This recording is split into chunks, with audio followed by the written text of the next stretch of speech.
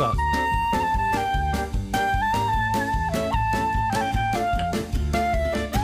Hello, everybody, and welcome to another Jew and Gentile podcast. That's right, you just heard the Jewish sage sneak in there because you know what we forgot to do, Steve? We forgot to pray. We forgot to pray. I just remembered when the music was on. So Lord, help us. Lord, help us. We need your help. We need all the help we can get, especially from the Most High. Let's see what the highball has to say about today's show. It says this: no, and put on a sweater.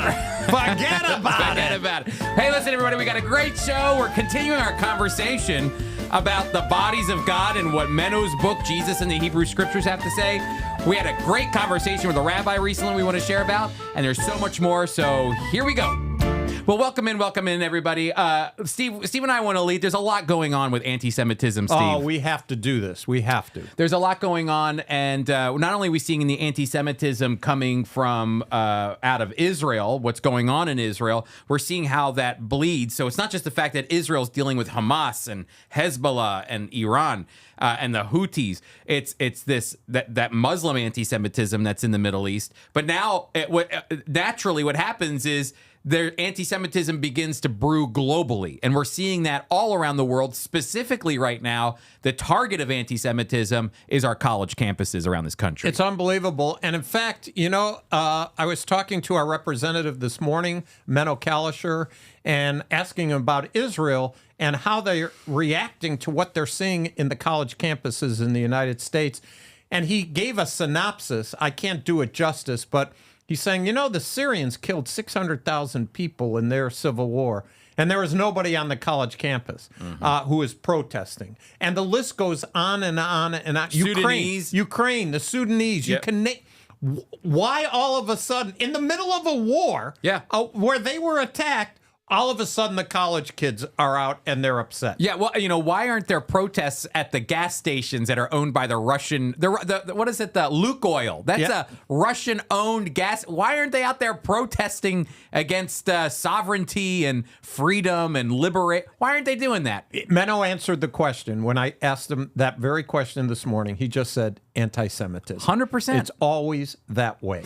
We played on the last episode that clip with Joe Scarborough and that professor, I believe Scott Galloway or something of that nature, I believe he's either from NYU or from Columbia, but he had highlighted all of the various genocides that have taken place. Bupkis.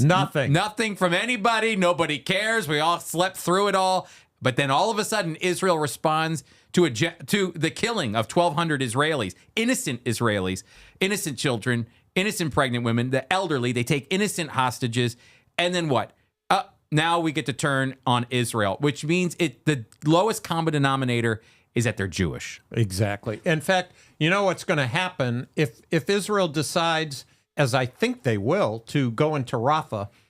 What other army do you know where they're giving you a warning? We're coming. Oh, yeah. Weeks. There's only a few ways into these tunnels. There's only a few ways into Rafah. And they have an estimated 30,000 Hamas soldiers. 30,000. And there's about 2 million people, not quite about 1 million people in Rafah.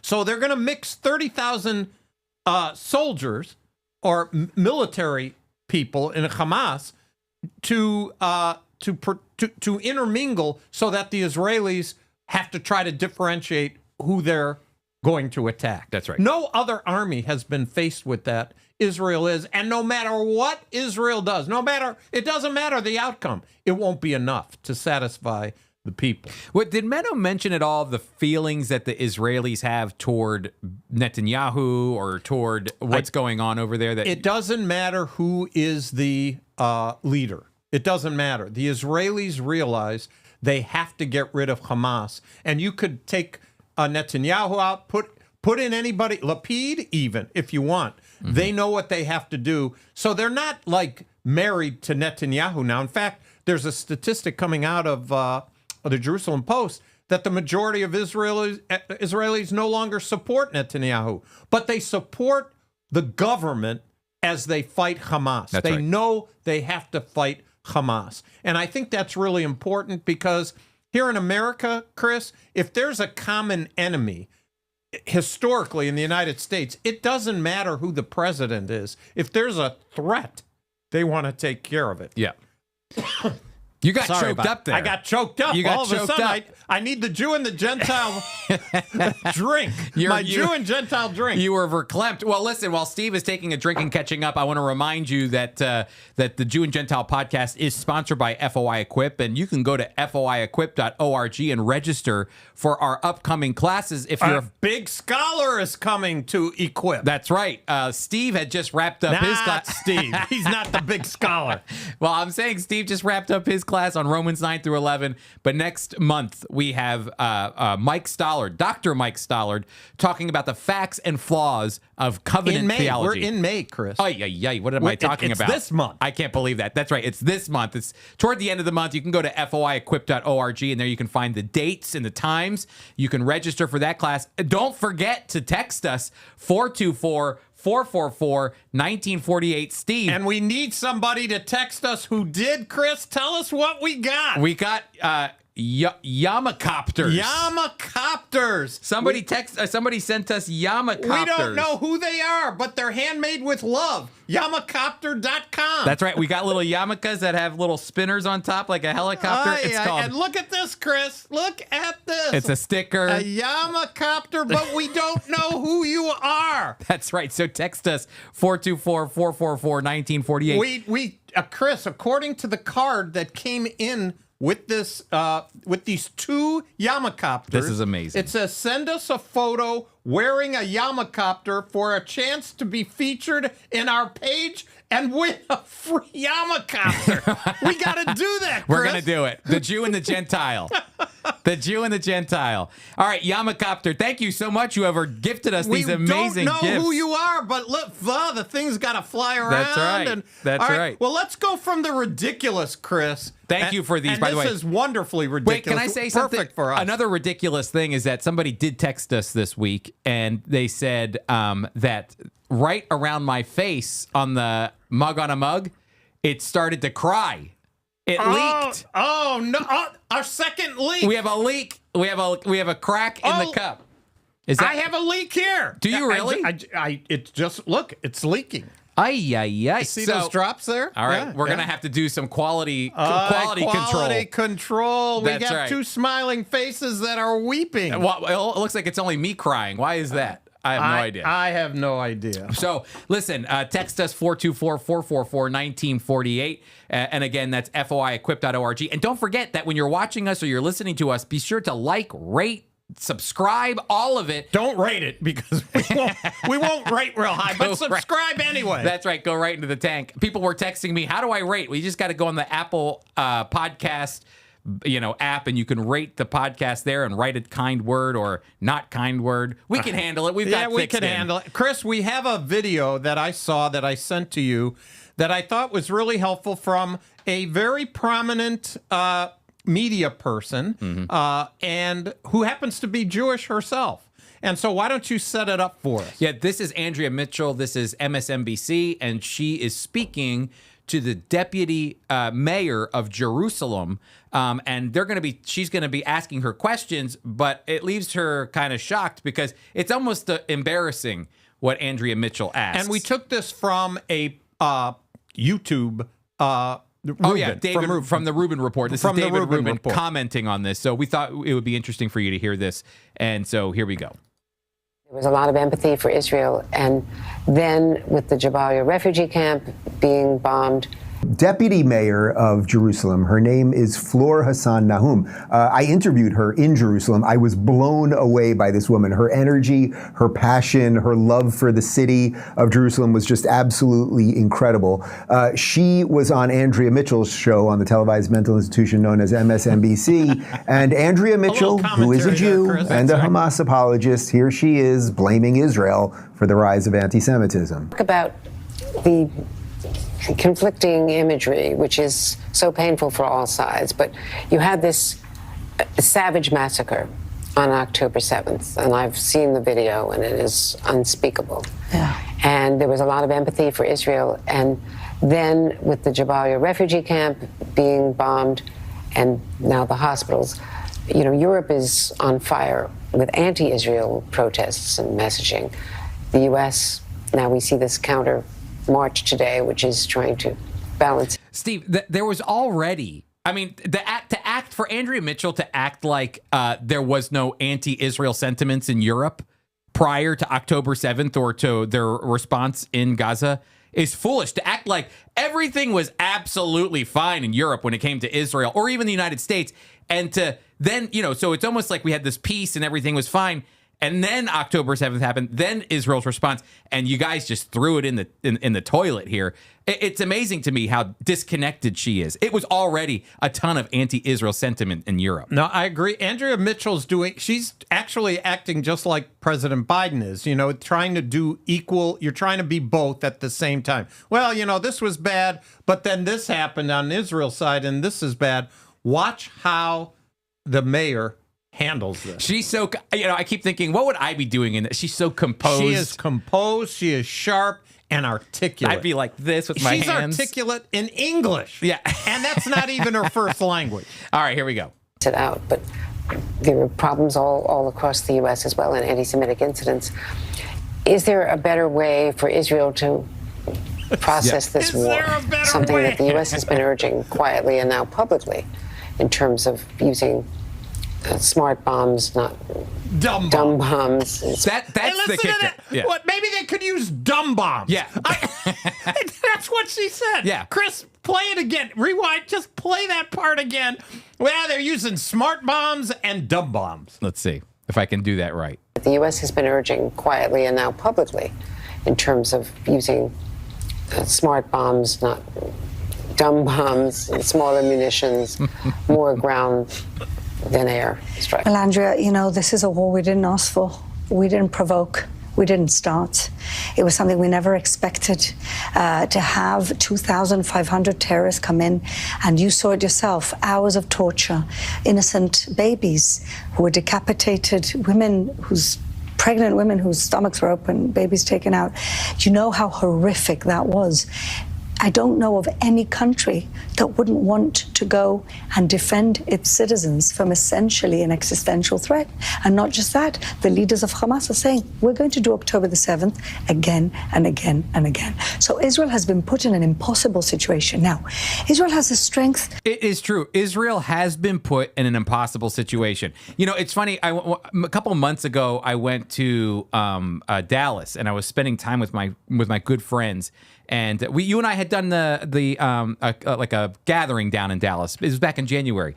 And my friend, what I was visiting with, he goes, Chris, why is Israel posting so much information? If they're giving bad PR to people by doing that. And you know what I said to him? I go, if they give nothing, they'll be criticized for giving nothing. If they give everything, they'll be criticized for giving everything. If they give even just a middle, like a medium amount, they'll be criticized for not giving less or more. Israel is always in a bad position here. The entire situation is designed so that when the world looks on through the lens of a camera, it looks like the oppressor is hurting these innocent people who have nothing to do with terrorism or anything of that nature, and they don't know the facts, and so it's a lose-lose situation no matter how you. And I think that's the thing about Benjamin Netanyahu is that I actually believe he knows that. I think he knows no matter what angle I try to take on this, we'll give as much information or whatever. No matter what angle I take, we have to do what's right for our people. We can't spin this. We can't angle it. It's got to be done the way that we need to execute it, not the way the world wants us to do it. Well, that the president of Colombia faces the same thing. We've seen what's happened in Colombia, but this morning as I was riding in, I was listening to the news, and liberals, and many of the liberals some of them are actually prophets at Colombia, are calling for her resignation. Yeah. And they're calling for a resignation because she brought in the police. After all the red lines that they went over, the conservatives said they should have brought in the police earlier, and they're calling for her resignation. Either way she goes, it's a no-win situation. And in that kind of situation, Bibi Netanyahu faces the same thing. Doesn't it make sense? Hey, regardless, I can't please everybody. What's the right thing to do? The right thing to do for Israel is to get rid of Hamas if they can. The right thing for Colombia president would have been, and finally was, so the kids could go to school, get them off the property. But they're in no-win situations. That's right, and I think she's trying to say, it's a lose-lose here. No one is going to come to our aid and simply agree that is for sure. Yeah, that we're in the right and we have the ability to do this. Everybody's looking at Ukraine saying you have to defeat Russia. They're all, the Western nations seem to be behind Ukraine, but the Western nations should be behind Israel. This is where I think people lose the big picture. I understand what you're seeing on the ground looks as though it's horrible. But what's going on is that Israel is defeating a proxy of Iran, and Iran hates us. They want us, that they're targeting us as well. And so Israel is fighting a war, and even though the world doesn't see it this way, just as Ukraine is pushing back Russia or attempting to, and we're trying to support that, we should be encouraging Israel, you've got to push back Hamas and get rid of them and try to stamp out that proxy of Iran that is trying to defeat Western society. It's bigger than just this tiny little regional battle. So let the deputy mayor finish. I'm going to speak on her behalf, okay? Flatten Gaza, but we're not doing it. We're putting our soldiers, our young men, in harm's way, going door to door, because we're a moral army, because we don't want to kill innocent. We have opened a safe passage from Shiva from the first day, and Hamas was shooting people outside and not providing the safe passage. We're talking about electricity and fuel and incubators. Underneath Shiva Hospital, there's a whole nerve center of a terrorist base which is bigger than the New York subway. Now, what's fueling that? They've got, according to our intelligence, months of fuel down there, months of food and months of water. And so essentially, we're protecting their citizens more than they're protecting their own citizens. That's what the world should be outraged about. We can always have these image Olympics, and one image is worse than the next. Olympic. I'm not justifying anything, but we are in a war. There's a difference between war, which is ugly, and war crimes, which is purposefully going for innocent citizens. Mayor, is it wait, let him talk. Finish him. not as simple to say that if Israel would just use smart bombs instead of dumb bombs, that people would be less against Israel? There you go. I mean, she's just extraordinary, this woman. Yeah, the smart bombs, dumb bombs thing, which in fact we could probably argue that Israel is using smart bombs in trying to target precisely 100%. Hamas. But Andrea Mitchell is trying to think of something. Well, can't we use some dumb bombs? That was. I'm glad that you sent that, Steve. I'm glad that we played it because it's important for our listeners to hear from the deputy mayor, because I actually think she's conveying the heart of the Israeli people. No question about it. Chris, the average Israeli wants to live his life or her life, raise a family, pay their mortgage, and be left alone. Mm-hmm. The average Hamas person wants no Jewish person in that area. And that's the problem. 100%. That's the problem.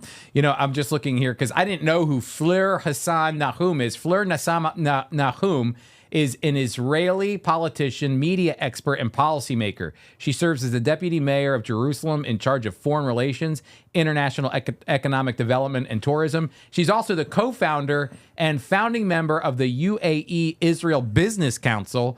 And in 2023, she was appointed by Israel's foreign minister, Eli Cohen, as a special envoy for innovation. So I thought that was What's her background? That's what I was trying to... She considers herself... Hassan-Nahoum describes herself as a religious Jew and a Zionist. She is a firm believer that women should be a part of local government. She says, quote, I firmly believe that until women are 50% of all decision-making positions, our world will remain unbalanced. Local government affects our everyday lives, and it's crucial to have women in these positions because when women are able at the table, the decisions are simply better. I'm not going to argue against that. I'm not going there. I'm not going there either. So anyway, I never heard her before. I did have dinner with the mayor of Jerusalem, Mayor Lyons. What, were you invited to his place? He came out to a restaurant that this gathering of journalists were at, and Christian journalists, and he came, and that's when our good friend Mark and Terry Jenkins said, "Come sit with us. The mayor's going to sit right here." So I said, "Nice. It's about who you know, Steve." So it wasn't like he came over and said, "Chris Katulka, not at all. I want to sit with you." I had to reach over to shake his hand. There you go. So anyway, but that's all very interesting, and we'll have more information and more news coming up pretty soon. But Steve, why don't we turn to what we're studying? Yep. In fact, I hope you included in the show notes my Memra presentation. I did last week, yes. And that's great. And I think we should include it again because we're continuing that conversation, which is actually based on Jesus in the Hebrew Scriptures. We've been using Menno's book on Jesus in the Hebrew Scriptures and using that as a basis. But then last week, because of the book you were reading by a Jewish conservative writer, not a believer, but a Jewish scholar who is really talking, and this is not, I understand what I'm saying. He's not a believer, but he's talking Christianese. Yep. He really is. He's dabbling in the area that Christians would agree in. So review what you said quick last week, and then let's springboard, because we had a conversation with a rabbi who is also kind of talking Christianese. Yeah, dabbling in it. The book that I'm talking about is called The Bodies of God in Ancient Israelite History in the Ancient Israelite World. And it's looking at the idea of where I think in modern Judaism today, the idea that God would take on a human form is amazing. An anathema in the Jewish world. 100%. Anathema. They would say never. That can't happen. Get it out of here. But in this very honest professor and theologian, who Benjamin publishes Summer. the book? This is Cambridge. Okay, so this is high class stuff. Oh yeah, this is up there. This is a different level. This is way beyond my pay grade. And so not only is he a scholar, but he's also, I believe, practicing. I think he's a practicing Jewish individual. And so all that to say, he highlights the fact that in the Old Testament, there is great evidence to show that God took on the form of a body. And in fact, he could take on the form of whatever he wants to. He's God. But he did take on the form of a body. We saw that with Abraham. We saw that with Jacob. We see it throughout the Old Testament. God isn't just, and he came down in the form of a cloud by day and a fire by night, that there could have been a body in that cloud by day and fire by night from a theological perspective. But he gets into the issue of Christianity. So he believes it is not wrong to think that God could take on human form. That's big. That is big. That is so huge, because back when I came to know the Lord almost 50 years ago, that was the anathema of all. How could you believe such a thing? And yet, contained in Judaism, scholarship is debating it. That's right. Now, just so that you don't think I'm like telling you that this guy is also, he also believes that in the Old Testament, it's showing that the rocks that were set up as kind of a remembrance, that those would have taken on the form, that God would have come down, like at Bethel. He actually says Bethel is actually the idea of house of God is because God lived there.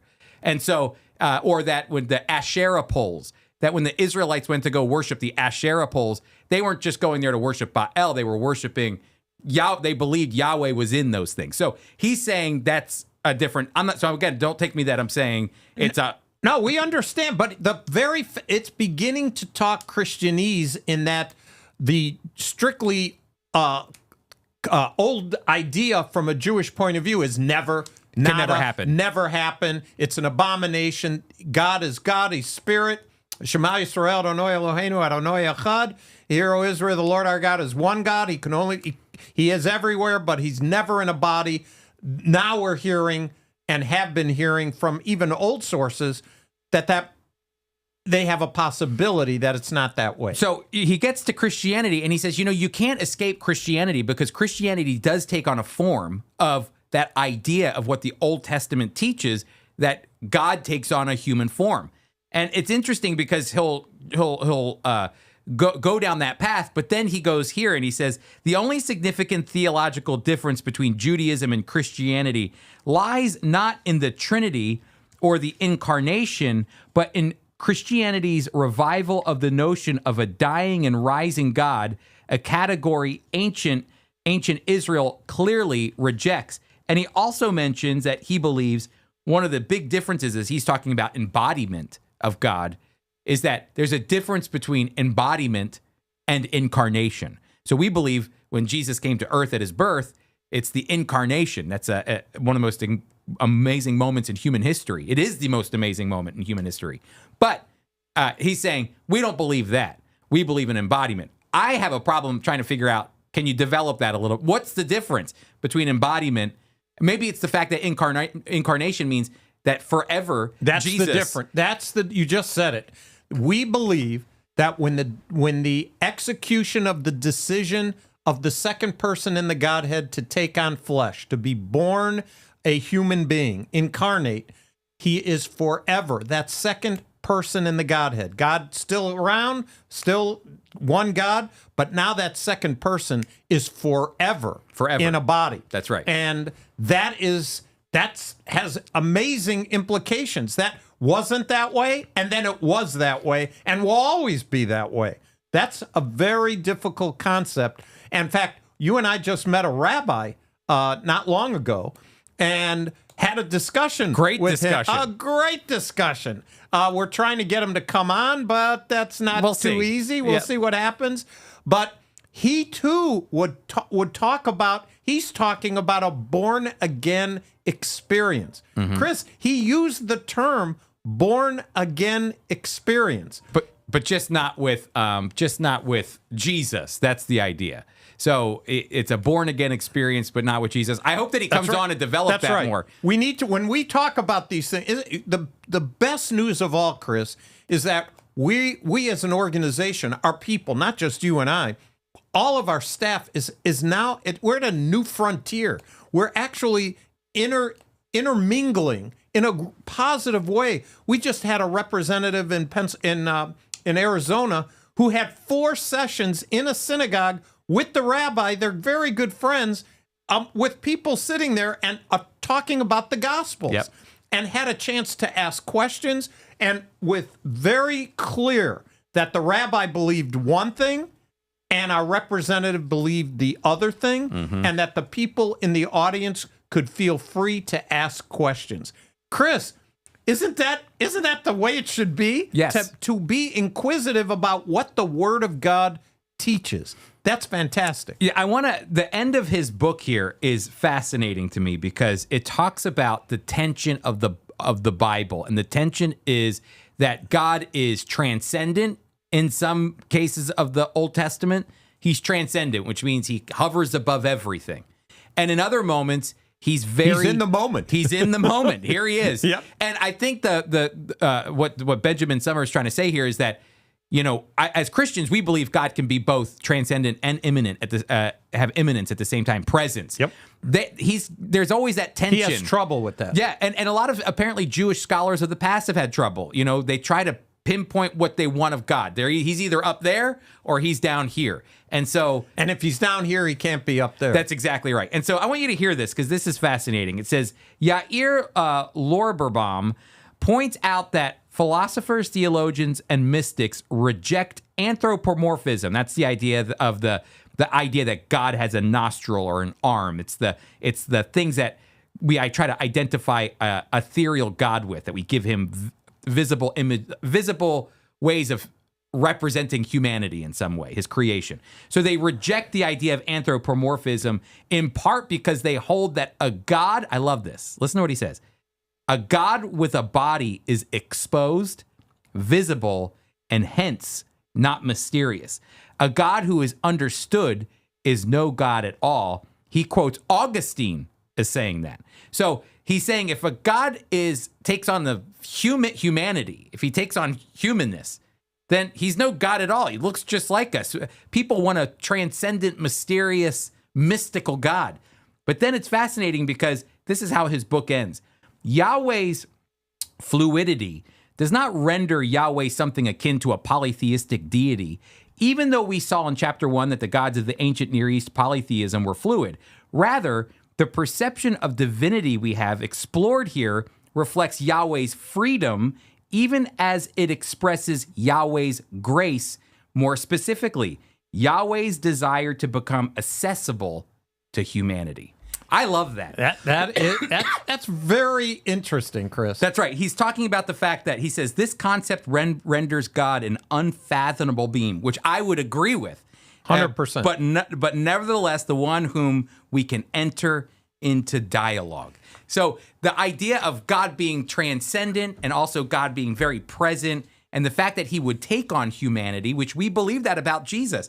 We believe Jesus emptied himself, came down in the form of a man, and suffered that we might have life. And for that reason, he did, going back, he did expose himself. God exposed himself in Jesus. God made himself visible in Jesus. Hence, he didn't make himself mysterious. There's Jesus trying to explain it to everybody. Here's how it is. He's trying not to be mystical. God came down. And in doing so, he goes on and says, it expresses Yahweh's or God's grace in doing that. You know, Chris, I'm doing an article for IMG on the 7 signs or the 7 miracles in the Gospel of John. And in one of those, at the whole purpose of John doing that, in the book, in the Gospel, he talks about the Jewish leaders who say, "Look, Jesus." Now I'm paraphrasing the Steve Herzig translation. Look here, buddy. Look, Jesus. If you are the Messiah, will you tell us plainly? Will you stop beating around the bush and tell us? And he said, "What are you talking about? I have demonstrated who I am. The works that I do in my Father's name." And then do they get angry at that? But he demonstrated in concrete terms, simple terms. And guess what? Yeah, it went right over their heads. And that's what happens today. As we were talking to the rabbi, you and I, we would say, well, look at what the text said. He says, forget that. It's higher learning. Wait, forget the higher learning. What does the text say? Yeah. Well, you don't understand. You're at too low level to understand what the text says. I think that's not giving God credit. Nope, that's right. It's kind of in our faith, what we like to do is highlight the fact that God is approachable. He's saying it right here. And it's a problem for people. Yeah, God is approachable. I've had my conversations with my neighbor who's not a Christian and probably leans more towards agnostic, and he cannot fathom the idea. He goes, the Bible doesn't teach that God's relational. And I said, the whole thing's relational. Abraham, a friend of God. Yeah, what does it really make it simple? If the Bible says Abraham was a friend of God, okay, it's God. So define friendship. Chris, all people have friends. Now, some have more than others, but we value friendships. Friendships mean I want to contact you. I want to talk with you. I want to listen to what you have to say to me. In fact, I'm your friend. I'll help you. Mm-hmm. What you mean? God was a friend. He helped Abraham. He wanted to talk to Abraham. Yes, but also God wants. We could be friends with Jesus. Yeah, we can be friends with Jesus. That's an amazing thing, and people are repelled by that. Yeah, they are. Well, and they're confused by it. That's the other thing, is in the same way that this big theological work is written, that they're trying to divide the transcendence of God and the presence of God. And for me, it's easy. Well, God's the creator of all things. If he wants to be here and here, praise God, he can be here and here. If he wants to, he's if the Son wants to talk to the Father, the Son can talk to the Father. All of these don't bother me, but it does bother individuals that God can be both all-powerful and yet humble himself to the point of taking on flesh. And I love that word, exposing himself.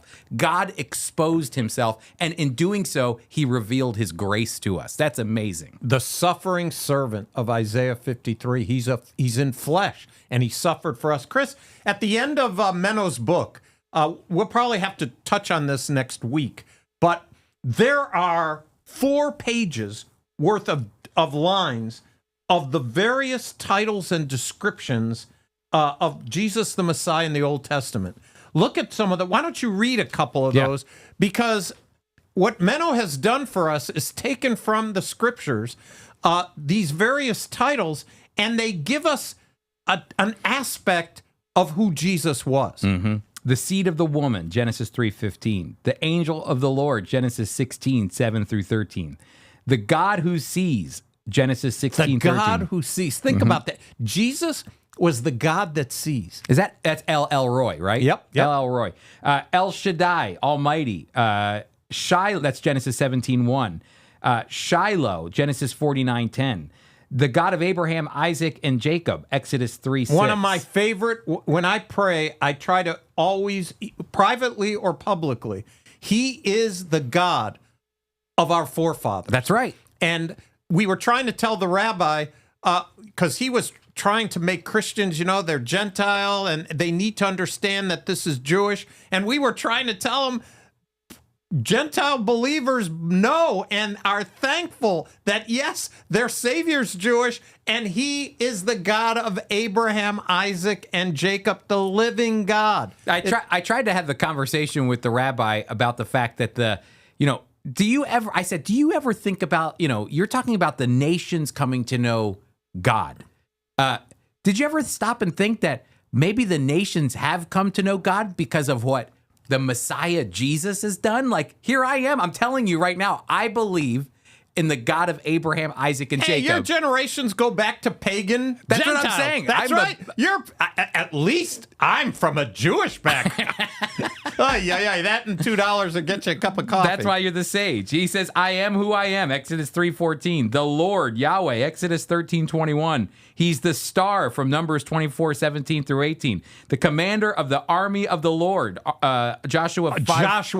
He is the captain of the Lord's army. Chris, these titles, we could do a podcast on every one of them. This is like 50 weeks. Tell them how to get that book, Chris. Yeah, well, we have the book in link in our show notes, so you can buy that and see all the other ones. We'll go through some of these throughout the next few weeks and whatnot to go, because this is fantastic to be able to highlight these. So you can get the book, Menno's book, Jesus in the Hebrew Scriptures, by going to our show notes, and we have a link there that will take you to our store. Our show notes. You got to scroll. You got to scroll to find the show notes. Scroll down. All right, hey, Steve, why don't we go ahead and go to the news here? I'm going to start off with one that you sent me because it's personal to how we want to bring people into our work relationship. Yes, we do. Let me set it up for you, and then you could do it. You see, we were having a discussion and staff. While you do that, I put my Yamakopter. About dress and what's acceptable dress, even in the home office here, and the generational differences that there were. And I was talking, because I'm an old man, I was talking about, when I see somebody dressed a certain way, I don't say anything, and I don't, but I think it. And Chris responded, you see, that's where you just thinking it is a problem, because my generation, we don't think about it. It doesn't matter. And I agree with him. And so later, I was I'm always looking for pertinent things that challenge me. And the headline in the New York Post was, I'm a millennial boss. After firing half my staff, I finally found the key to success. So I immediately Does that mean you're going to fire me? Is that what it is? Immediately read it and sent it to Chris, because I felt, in a very positive way, rebuked. Better word is I understood. I understood what he was saying, But reading it in this context really helped me. And so I was hoping to encourage Chris by saying, hey, there's a whole article backing you up. So tell him about it. Yeah, the big thing is that she used to micromanage her staff all the way down to probably even the way they were dressing. And when you dress a certain way, especially in our church world, in our Christian world, especially when you go to church, the way you dress, at least this is the way it was when I was growing up, the way you dress, they'd say, oh, that's that church. They dress in flip-flops and all that stuff. And we get dressed up in a suit and, that creates a culture. No question. And that culture... Like you wear no socks. 100%. I'm bringing my Texas culture up here to the Northeast. But it's a culture. And so I was trying to tell Steve, and I'm glad that he brought this up, is that when you have a culture in your mind, all you're doing is perpetuating that culture. But the problem is that our staff keeps getting younger and younger, and Steve keeps getting older and older. But I always give credit to Steve Herzig because he's always willing to challenge himself, which is amazing. And he sent this to me because she says, I've basically stopped looking at what my people wear, and I free myself of that, and I let them do their jobs. And I don't even know if she keeps now, you don't have to do this, Steve, but she doesn't even keep track of hours anymore, I think, or anything like that. As long as you get the work done. By the way, that's in a lot of places, Chris. Getting the job done is the most important thing. Now, there's certain jobs that you have to be there. If you're in an emergency room in a hospital, you can't not be there because even if nobody shows up, you don't say, business is slow, I'm going to close early. You can't do that. Part of the job is your presence there for an emergency. That's right. But there's other jobs that the end game is the most important. And if you're fast or if you're good or you do it in a different way, then you should not be judged, I didn't put in my 40. You should be judged, I got the job done. Yeah. And that's and I think it all depends. And in this context, she's running her own business. Some people are staying home. Some people are coming in. And now she says she doesn't worry about it as long as the job gets done. It sounded like the big issue was she was more busy micromanaging all of the details of her staff. It prevents you from growing your business because it was her business. It was hers to... And so she's basically saying she blamed her own micromanagement. Now the millennial boss lets her employees make their own schedule and wear what they want. Plus, she vowed to treat them to, special trips and whatnot. But here's the deal. This is the rub, and I mean this. I am a millennial myself. There is a fine the leash, it sounds like she had a tight leash, and then she had a long leash. And now it's que sera, sera. Exactly. But when business starts to go awry because I didn't make it, I didn't want to go that time, I just wanted to, there are some moments you got to get dressed up. There are some moments you got to go in the office. That's the tug of war. And because I agree with you, and I also agree with this, it's the tug of war of being able to say, hey, when it's time to shape up, we got to shape up. But I want to give you freedom to help grow this business. But if you abuse it, if you abuse the freedom, then we have to have another conversation. Christianity has really solved this. It's not in every culture, but it has at least solved the problem. We know who we work for. Chris, you and I work for Friends of Israel, but not really. What governs us when we're at a conference, when we're on Equip teaching? We know that we serve the living God, and we're accountable to Him first. And under that guidance, if we know that we're under God and accountable to Him first, all the rest falls under. So there are times where you've called me and said, is it okay if I do this? Knowing that you already think it's okay. Yeah. I know you think it's okay. But the very fact that wait a minute, I know I would allow this. Before God, I think I could do this. But I want to make sure because there's an order to things. And that's really the way it is. Then you have freedom. You really do have more freedom that way. It doesn't mean you get everything you want, but you get a work environment. There's respect, mutual respect. We care for what we're doing with each other. We also care about who we serve. And so sometimes, and the Bible has this too, sometimes we're willing to not do the free thing because it could cause somebody to have a problem just with the way we are. So 100%. I tease you about no socks. and all that kind of thing.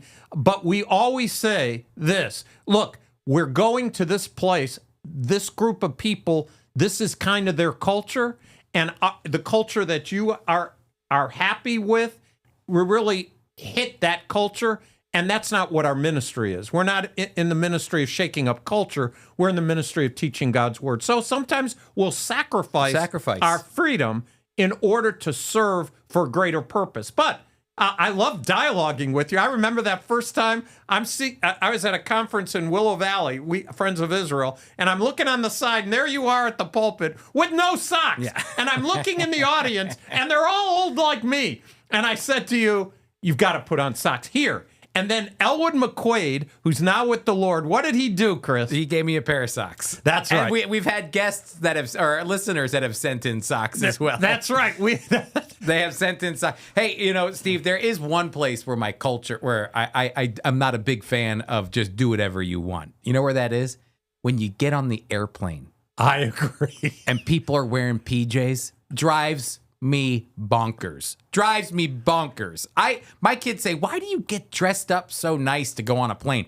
Because I want to look like I've got my stuff together a little. Who knows who you'll meet on a plane? You never know. So, but it's just funny because when I see people come on with their PJs, I go, ay, what are you, 50 years old? You're wearing your PJs? It's not even millennials anymore. It's crossed culture. So, all right, Steve. Let's go on next to some more serious stuff, which is Harvard anti-Israel protesters fly Palestinian flag in spot reserved for Stars and Stripes, according to the New York Post, as demonstrators ramp up across the country. Chris, just read this headline again. This is the United States of America. Harvard, which was established as a Christian 100%. college a while ago, but nonetheless, and what are they doing? I laugh. I'm not laughing because it's ha-ha funny. For me, when things get so out of reality, for my reaction, my personality, I start to laugh. Harvard anti-Israel protesters fly the Palestinian flag at Harvard, where the American flag has historically flown. That's right. And I think they've shrouded the Palestinian flag around monuments on these campuses. And here, again, a picture. If you go to the New York Post site, they put the flag and they hang it where the American flag should have been, the Palestinian flag. A spokesperson for the university said that the students' actions violated Harvard's policy. At least now we know what. There you go. That cracks me up because there's the Harvard president who lost her job because she could not look at Representative Stefanik in the face and say, yes, calling for the destruction of the state of Israel, genocide, is a breaks or violates Harvard policy. She couldn't say it. She goes, only in a certain context. Well, finally, we have a context here, I guess. They were replacing the American flag with the Palestinian flag. And it says the flags raised by protesters over University Hall were removed by Harvard facility staff, the spokesperson told the Post. The actions are a violation of university policy, and individuals involved will be subject to a disciplinary act. Amazing, Chris. Amazing. And finally, CNN. We got this. I think this is your article, Chris. Yep, this just popped up because it's happening as we speak. It happened. So talk about it. Yeah, this is CNN posted House to vote on anti-Semitic bill as Johnson highlights that, talking about Speaker of the House Johnson highlights campus protests. The House is expected to vote Wednesday on a bipartisan Anti-Semitism Awareness Act, a vote that comes amid heightened concerns over anti-Semitism with Israel at war, and Hamas, and as pro-Palestinian protesters have sprung up on college campuses across the country. Anti-Semitism, Chris, in Nazi Germany, I've said this for a long time. In Nazi, Chris is having a little difficulty. He's going for water. I'll give you a play-by-play. Man. It's the allergies. It's the allergies. But what's happened is in Nazi Germany, there were the same kind of protests. They were all over the country, and there was little pushback. Late 20s, early 1930s, there was little pushback. People were allowing this to continue. that's why the legislation here in the United States, they're pushing back. They're trying to push back against anti-Semitism. It says this, that Johnson announced a house-wide effort to crack down on anti-Semitism on college campuses at a news conferences as House Republicans voted to increase scrutiny of college campuses by expanding oversight efforts across multiple committees. So this is going to separate the men from the boys, Chris. It'll be interesting to see who votes against this. That's what I mean. Yeah. It's going to expose... Sorry, I was having a coughing No fit. problem. It's going to expose people, just like the college president at Harvard. When you're put on the spot, you got to vote.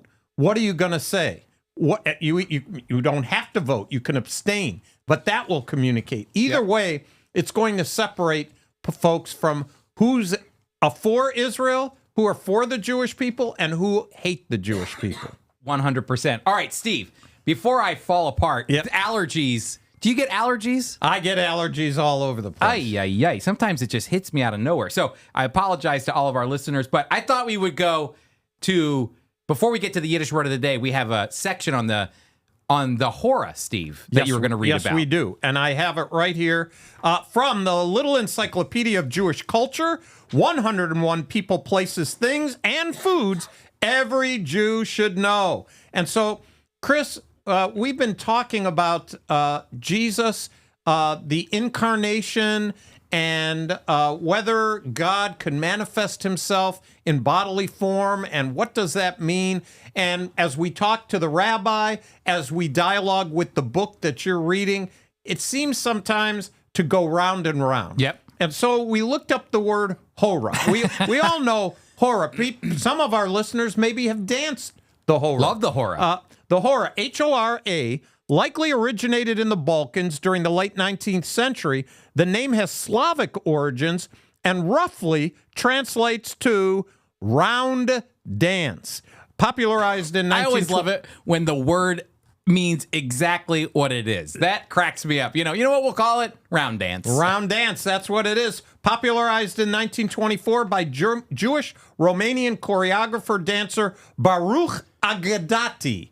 Baruch Agadati. The hora evolved over decades from participants separated by gender, dancing in a circle, unattached, to linking their fingers or arms together, to the co-ed version you may behold today at Jewish celebrations, weddings, summer camps, dances frequently punctuated with a rendition of Hava Nagila. That's right. That's, Chris, even at our conferences, yes, we have had music at our conferences, and most of the audience, sometimes all of the audience, are Gentiles. Sometimes there's a few Jewish people there. Are they dancing or no? That's what I'm going to tell you. We've had Jewish music, and Christians, Gentile Christians, break out on the sidelines. I've seen it.